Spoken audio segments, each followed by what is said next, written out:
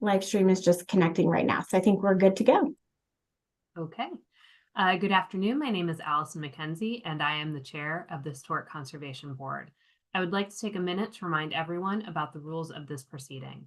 This proceeding is at all times governed by the rules of procedure adopted by the board on September 26, 2011, amended March 23, 2015, last amended March 9, 2020. A copy of the rules of procedure is available for review online. All those planning to testify today, which does not include those solely making arguments such as attorneys, should stand and take an oath administered by the board's attorney. This is a quasi-judicial hearing. As such, the board reserves the right to deliberate in private. The Ohio Rules of Evidence do not apply to this hearing. However, professional rules of conduct do apply, and candor to the tribunal is required. The board members are citizen volunteers and are not paid for their service. They are treated as public officials under Ohio law. Any attempt to influence them, including but not limited to bribery, intimidation, retaliation, which may include contacting their employer in an attempt to exert influence, is punishable as a crime. All should be aware that this meeting is being recorded. Therefore, please speak clearly into your microphone and state your name and address for the record. In the event of any technical difficulties with the video conferencing technology, I may continue or postpone this hearing at my discretion. All participants providing testimony must have both camera and audio features turned on in order to participate. With that said, let's proceed with the first item. Thank you, Madam Chair. Item 1 is an application for a certificate of appropriateness for 2009 Auburn Avenue. This property is located in the Auburn Avenue Historic District, and it is listed in the guidelines as a non-contributing building. The applicant is proposing the demolition of the building. It was built in 1960, which is outside the district's period of significance, hence the non-contributing designation. And in the Auburn Avenue guidelines, it does allow for demolition for a non-contributing building that will not, where the demolition will not adversely affect the character of the district. So this property is located on the edge of the district on a small block face. And there you go. So you can see the district boundaries on the left. This is the existing property, and that district boundary does cut over just around this building. So it is within the district on the edge, and it is a non-contributing building. You can see the building below. On this block face, there's only one other contributing building, which is 2001 Auburn. And that property was previously approved for demolition under an economic hardship argument. And that demolition is currently underway. So in staff's opinion, the demolition of this non-contributing building will not adversely affect the streetscape. The only other contributing building on the same block face is currently being demolished. And across the street, you have another non-contributing building, vacant lot, which is being converted into part of the roadway.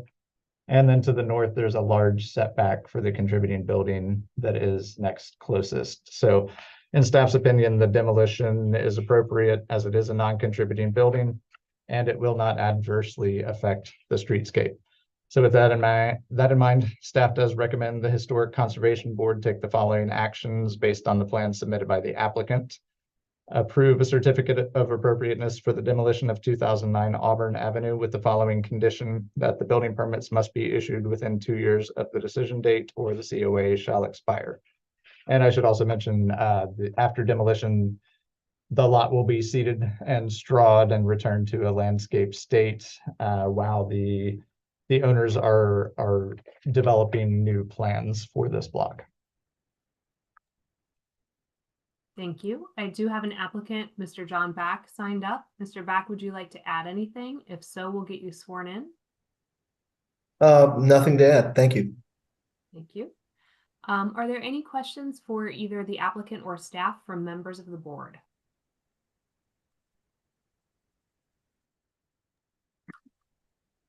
I do not have any members of the public signed up, so if not, I will entertain a motion. Madam Chairman, I'd like to make a motion to approve the certificate of appropriateness as laid out by staff. Second. Thank you. I'll call the roll. Ms. Smith, Yes. Aye. Mr. Sunderman, Aye. Mr. Zelasco, Aye. Mr. Young, Aye. Mr. Voss, A qualified aye, and it's qualified because we have traditionally tried to avoid just opening up spots without understanding what's coming next, but I agree this is a non-contributing building, so my vote is aye. The chair also votes aye. It looks like your item has passed. Good luck. Thank you very much. Thank you. We're ready for item number 2. Thank you, Madam Chair. Item 2 is an application for a local landmark designation for the property at 310 Race Street. The property currently has no local or national historic designation, and the applicant is applying under criterion 1 and 3 for its architectural significance, as well as its contribution to local events that are significant. 310 Race Street is also known as the H&S Pogue Service Building. It was a non-retail center that was related to the H&S Pogue Company department store in Cincinnati, which was one of the most successful department stores in the city. It eventually became the second largest chain in Cincinnati behind Shillito's.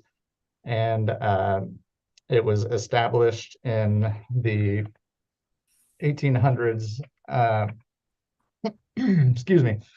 It was established in the 1800s, moving to its permanent location at 20 West 4th Street in 1878.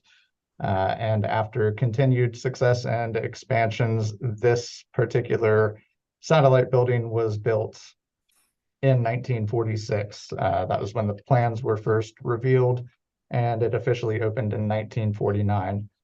So the building is significant under the commerce for the local economy as one of the largest, as a service building related to one of the largest department stores in Cincinnati. The building did contain, as I mentioned, the non-retail portions of the business, which included things such as storage for their vast collection of furs, and included a state-of-the-art fur vault. It had workrooms for drapery, reupholster, carpet, and fur repairs, had the print shop, silver engraving, furniture, and appliances were all stored in this building. The property was built in the international style, which is significant in Cincinnati. It was one of the first international style buildings built in the downtown area, second only to the Terrace Plaza Hotel, which opened 1 year prior to the opening of this building. So the building does exhibit the character defining features of the international style. Excuse me, let me pull up my screen here. So the international style was something that really gained prominence in the post-war period throughout the country.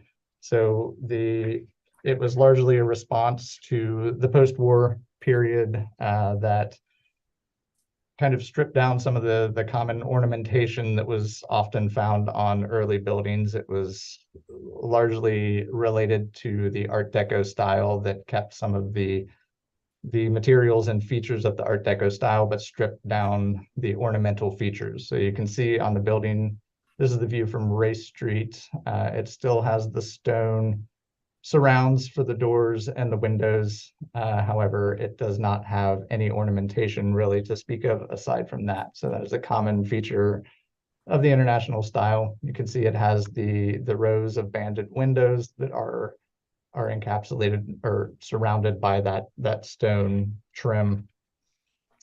The building is 12 stories tall altogether, but steps back at the front portion. And you can see This elevation is when looking from 3rd Street. There was formerly another building up next to it, which is why the ghosting exists on this side. And there are less windows and ornamentation on this elevation because it was not as highly visible. But again, you can see some of those features from that international style and that stone banding around the entrances and windows. So as one of the earliest examples in the city of Cincinnati as the international style, staff does find that this is a significant building. It was, and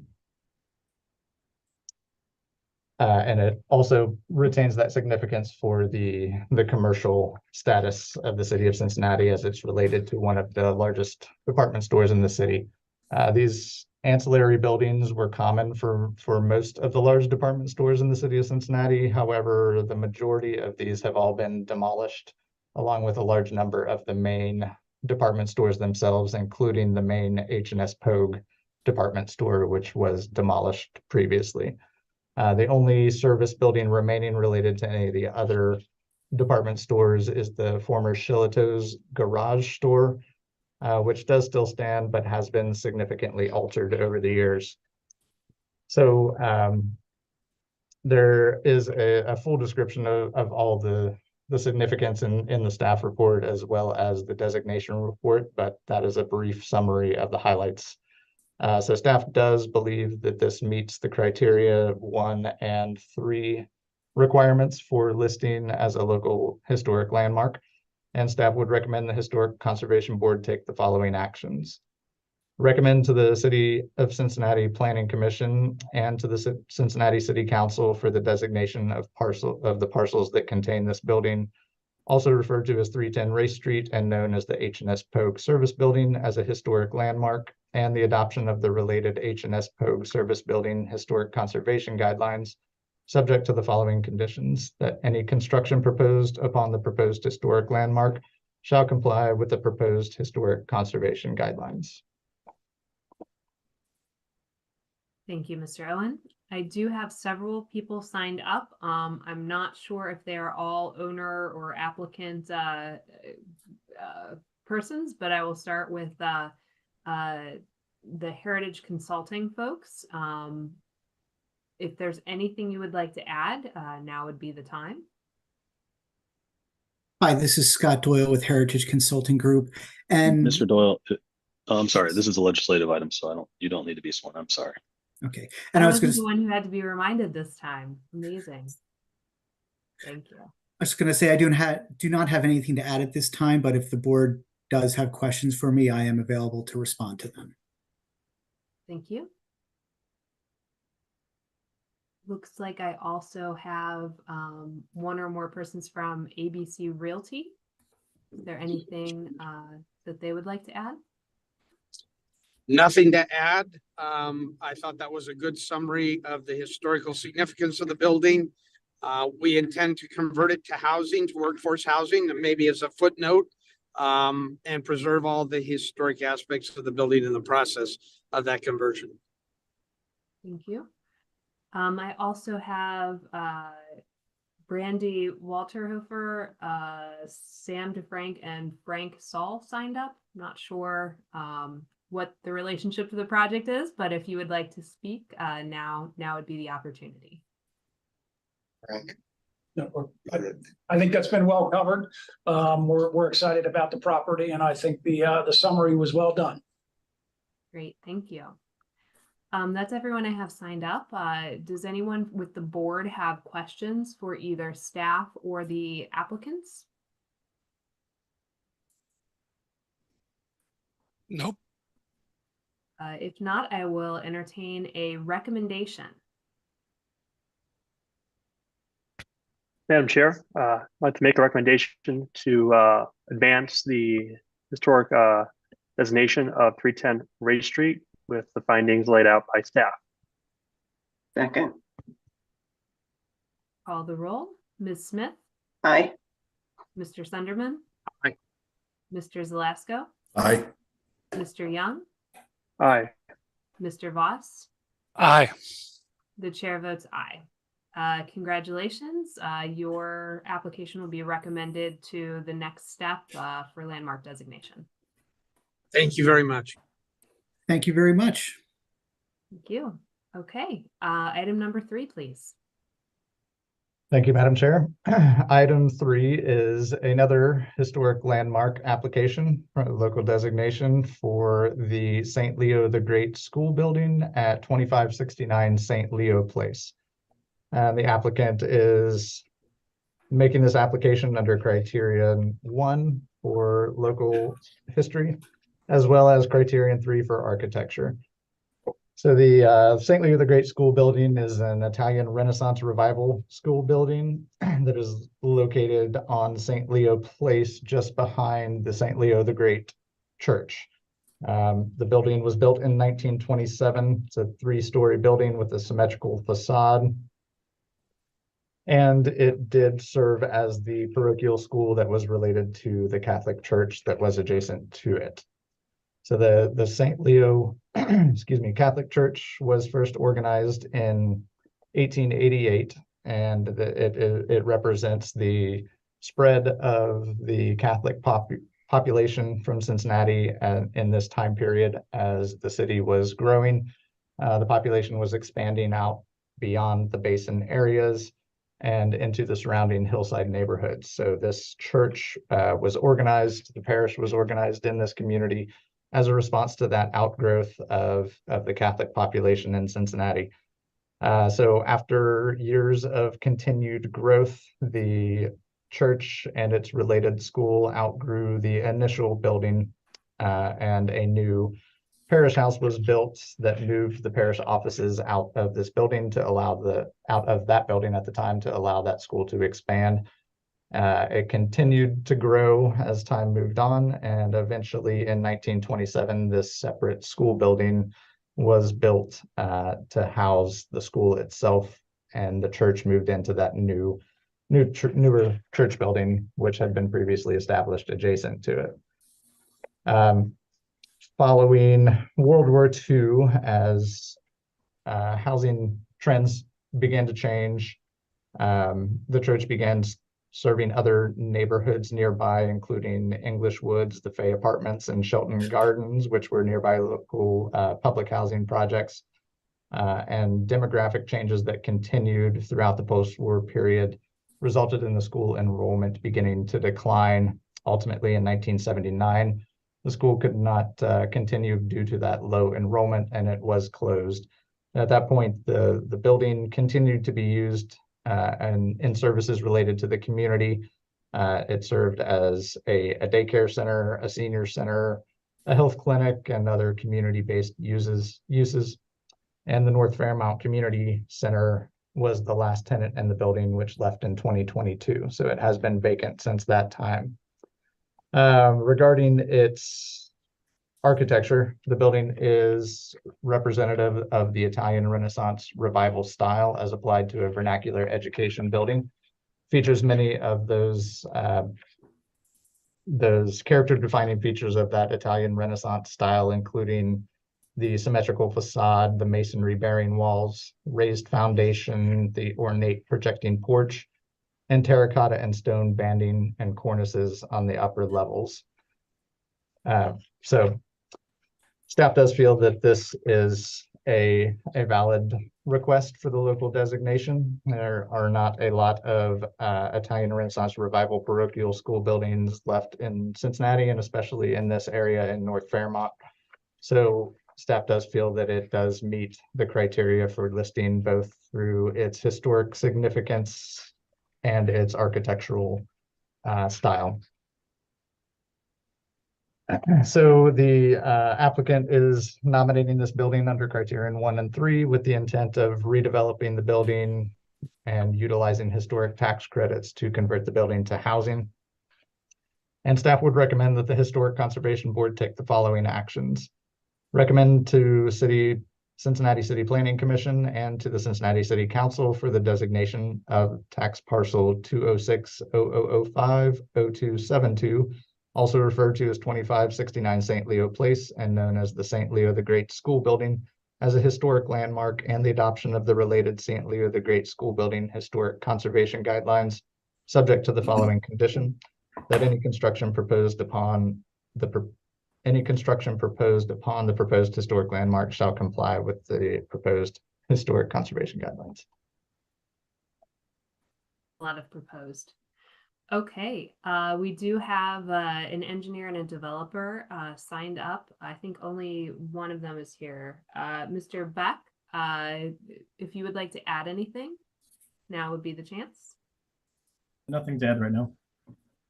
Okay. I do not have anyone else signed up. Do any board members have any questions for applicants or the staff Yeah, Madam Chair, I do have a question. I see an LLC owns the school now. Can you, Mr. Beck or Tony, is that somebody that we know has experience with these conversions or? Not through this board. They are actively working on 2 projects in the West End currently on smaller scales. The 6-family and a 4-family conversion of a couple of the properties down towards Dayton Street. But they don't have anything that's gone before the board in the past. I have done a lot of historical renovation work for the state of Indiana. Have not done much with Ohio, but the National Park Service requirements are all similar, with some tweaks obviously based on local jurisdictions, but I do have that experience. I was just curious, are they a local group or? It's a mix. The head is based out of New Jersey, but he grew up in Cincinnati.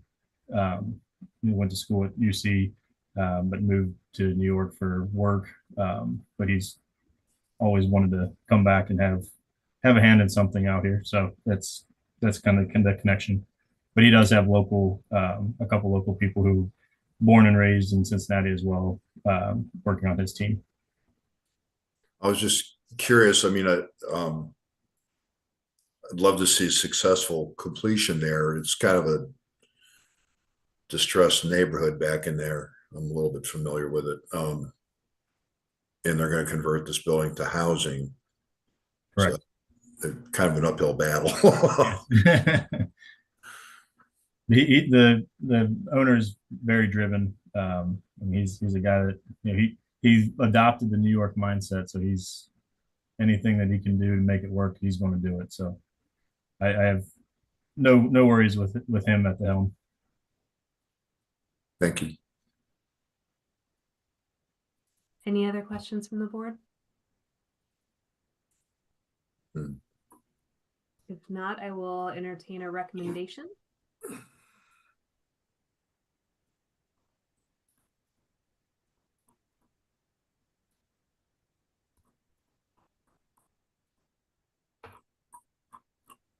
Not all at once. Madam Chair, I'd like to make a recommendation to advance this application with the findings laid out by staff for 2569 St. Leo Place. Second. Thank you. I will call the roll. Ms. Smith? Aye. Mr. Sunderman? Aye. Mr. Zalesko? Aye. Mr. Young? Aye. Mr. Voss? Aye. The chair also votes aye. Congratulations. That will be recommended on the next step. Thank you. Are there any other items for our agenda today? I have none, Madam Chair. Okay, if that is the case, I will entertain a motion for adjournment. So moved. Second. All in favor? Aye. Aye. Thank you, everyone. Thank you. Allison.